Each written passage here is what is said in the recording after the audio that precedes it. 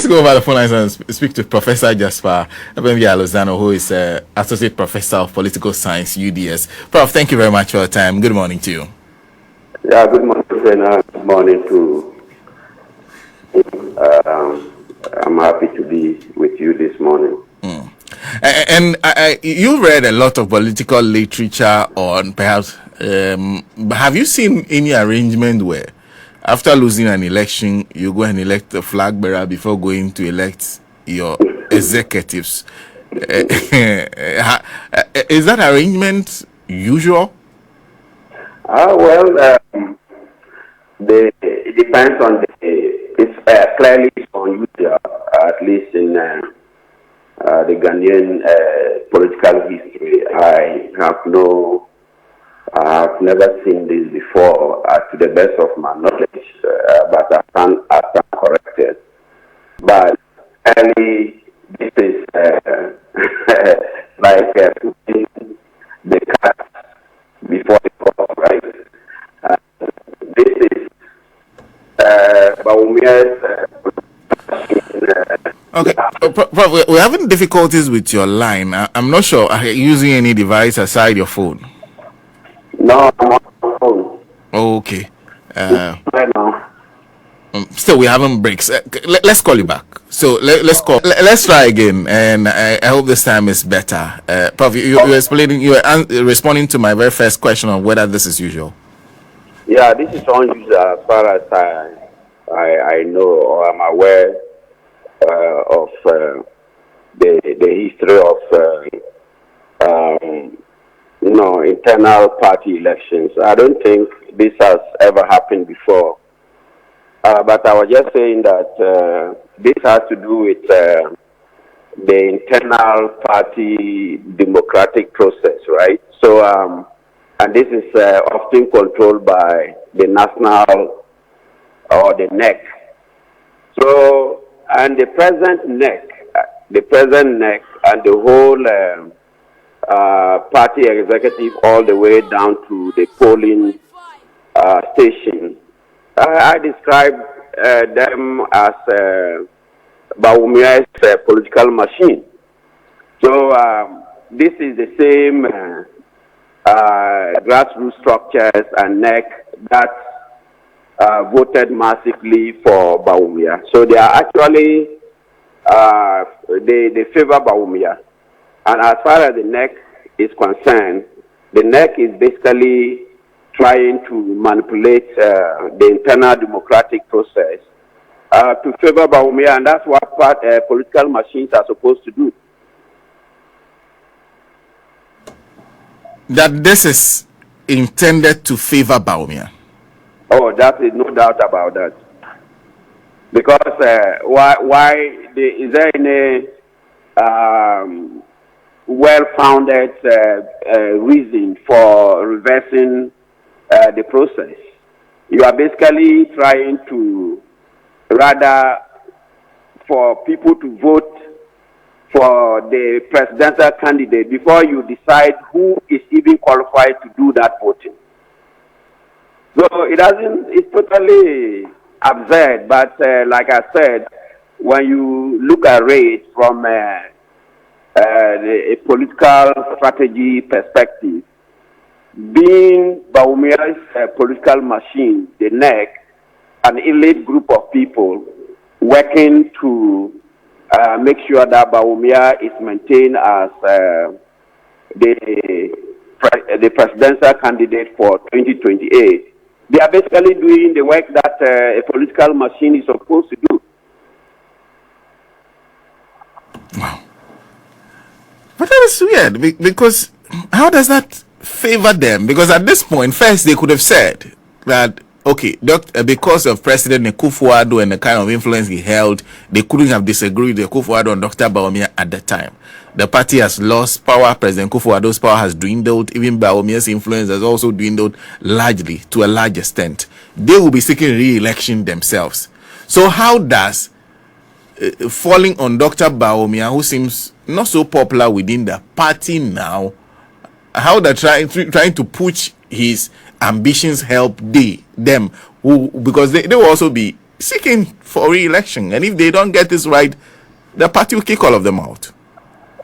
Oh, by the time they will kick them out, they would have done their job as a political machine that is working efficiently to make sure that Bawumia is the presidential candidate of the party.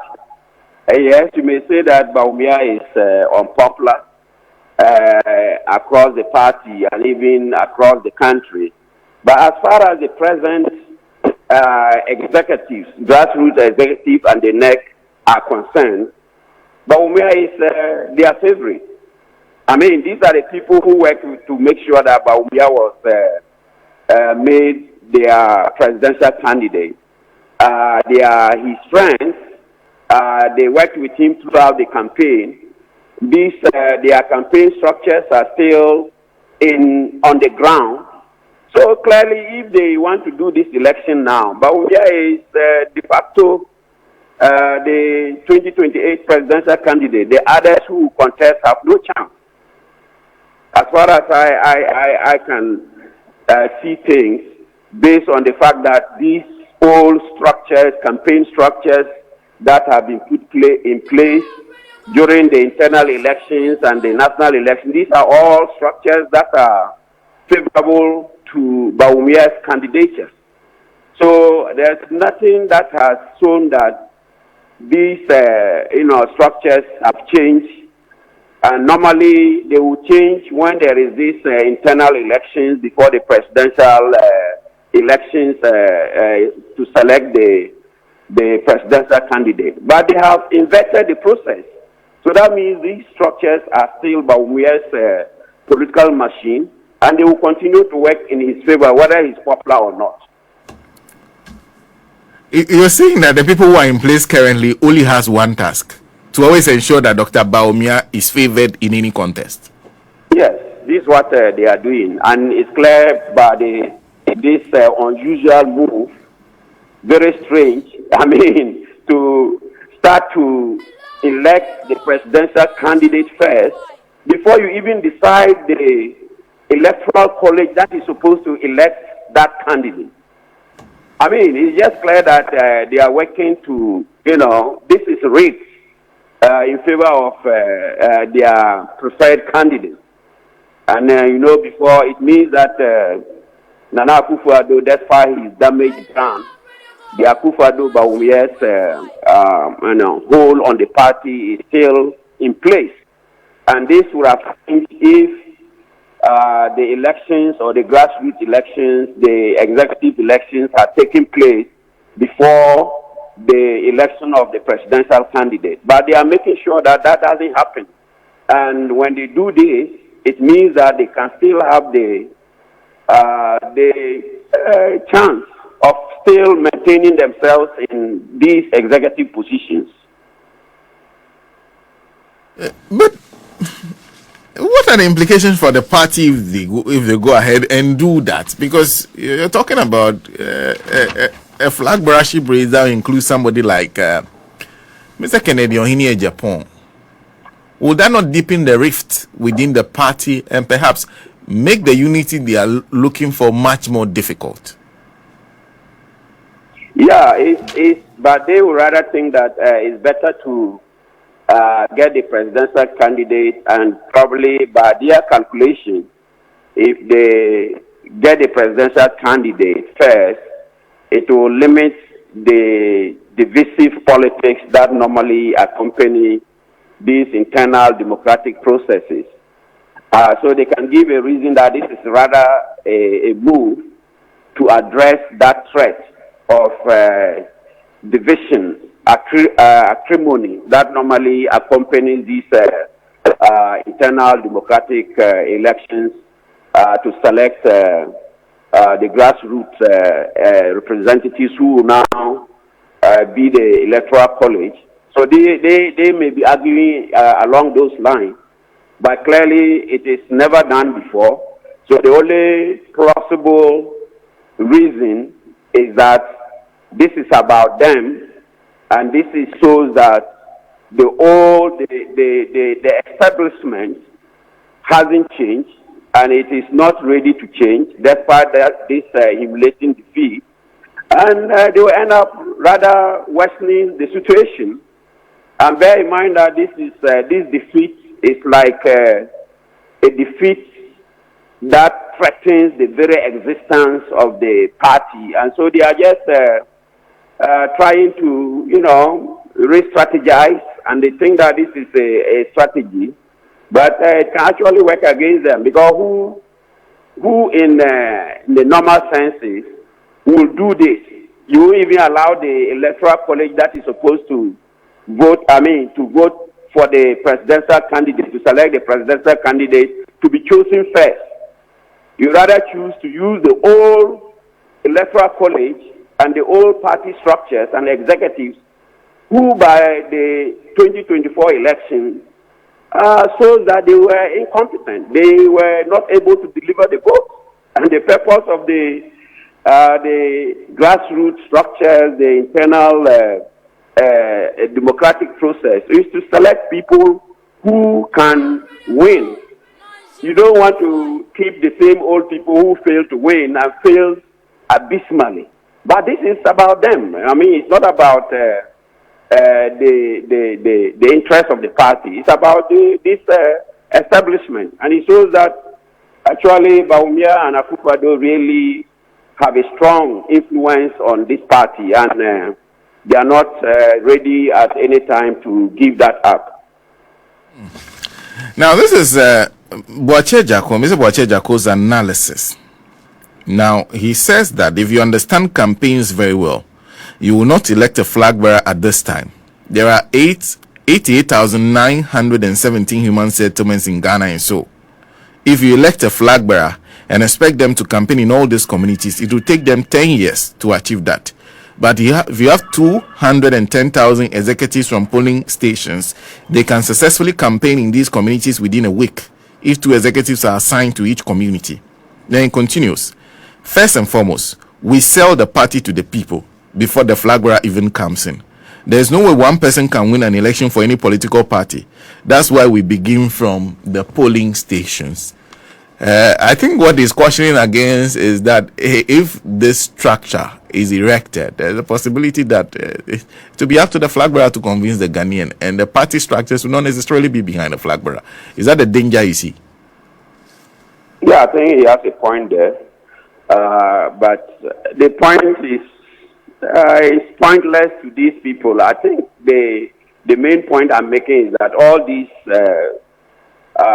well-founded fears that this can actually hurt the chances of the party are not taken on board. This is the same old politics that led to this massive defeat.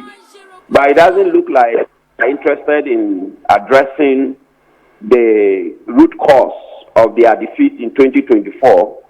They are still dug in, and with Akufo-Addo and Bawumia, they are dug in with the NEC, which is an elite group of people managing the party, which also is very supportive of Bawumia and then Akufo-Addo, because these were people who worked with. So what this party official, Agyapong is saying is true. But is anybody listening? I don't think anybody is listening. So which also means that the party is actually, does not know what it is doing. It is in a complete disarray. And they are just trying to throw in anything, hoping that it will work. And the more they do that, the more mistakes they make. And better for Ghana, because they just mess up the country. And if they don't get organized, it means that NDC will still win the 2028 elections, which is good for the country.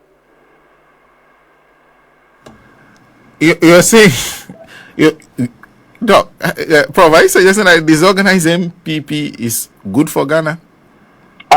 But if it's the same NPP that took us almost to a point that this country was beginning to almost an implosion proportion of economic crisis. Politically, the country was almost democracy has reversed to almost autocracy, as I've been saying. And for that matter, people were completely, disgruntled, and many people were, there was tension all over the country, if you remember. And yet these people were saying that there is nothing wrong. So one would have thought that they would change the guard. And if they change the guard, then you have a new NPP. That can be a party of the Kufuors and the previous leaders who were really in support of democracy, and they were promoting democracy. But if it is the party of Bawumia and then Akufo-Addo, then they should stay away. I mean, the more mistakes they make, the better. For that one, I will say anytime, if they allow the internal processes to work, democratic processes to work, we are likely to have a new NPP, a new NPP that is closer to the Kufuors and the rest NPP. That was a party that was promoting democracy, that was interested in diversity, listening government, and promoting economic development. And then we can say, yeah, we need a strong opposition or minority party that can, keep the NDC on its hold its legs to fire.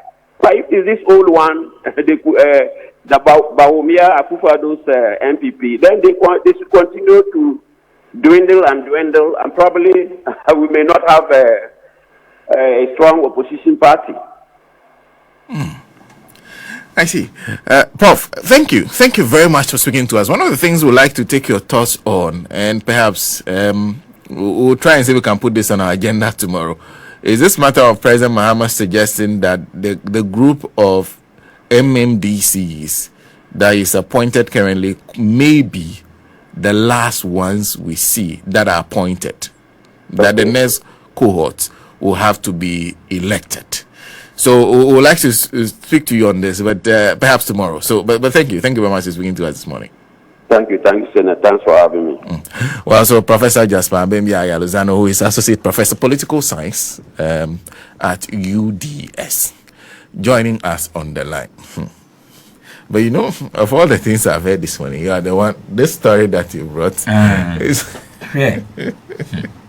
I think this is one. And you bring someone because before they can know. Yeah, but it's very interesting.